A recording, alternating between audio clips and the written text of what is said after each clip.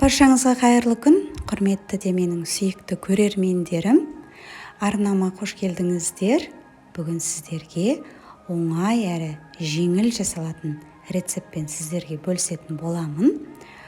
Видеоның маңызды сәттерін жіберіп алмас үшін арнаға тіркеліп қоюды ұмытпаңыз.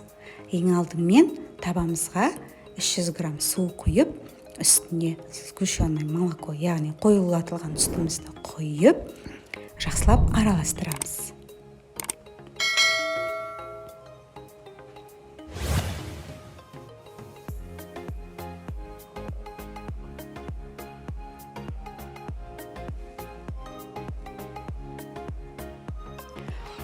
Араластырып болғаннан кейін аздап суытамыз. Суығаннан кейін таза ыдысымызға барлығын толық құямыз.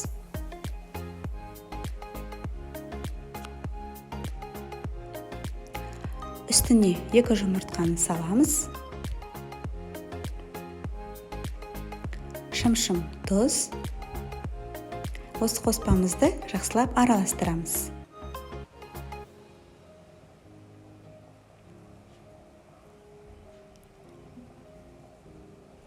Енді ерітілген сары майды құямыз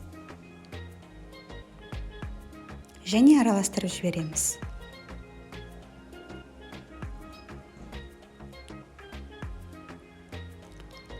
Ұнды міндетті түрде електен өткіземіз, ұнның барлығын толық саламыз. Және бір келгі масса болғанша жақсылап араластырамыз.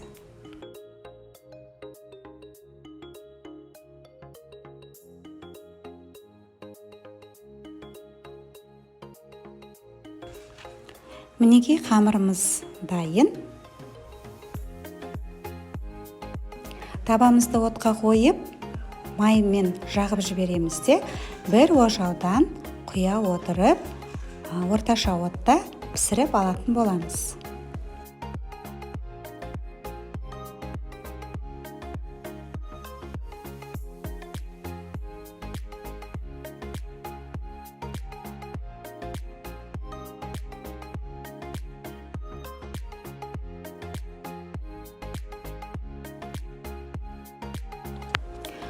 Барлық қажетті ингредиенттерді төменге описание бөліміне жазып қалдырамын.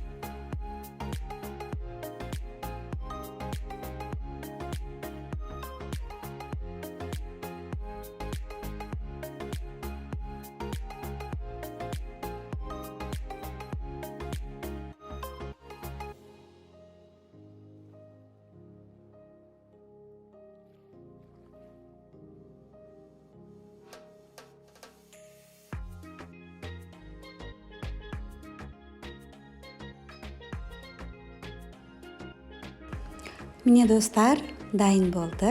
Өте оңай әрі тез жасалады.